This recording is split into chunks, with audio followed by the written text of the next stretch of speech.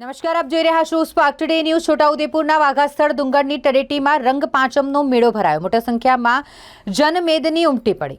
છોટાઉદેપુર નજીક ગુજરાત અને મધ્યપ્રદેશની સરહદ પર આવેલું વાઘસ્થળ ડુંગરના પટાંગણમાં 19 માર્ચ ને રોજ ભવ્ય મેળો ભરાયો। આ મેળો વર્ષોથી ભરાય છે। છોટાઉદેપુર તેમજ આસપાસના ગામડાની પ્રજા મેળાનો આનંદ માણવા માટે ઉમટી પડી હોય।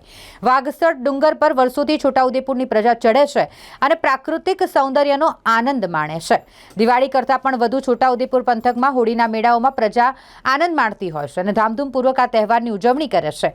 હોળીના ભૂંગરિયાના હાટથી શરૂ થતા મેળાઓમાં પ્રજામાં અનેરો ઉત્સાહ જોવા મળી રહ્યો છે।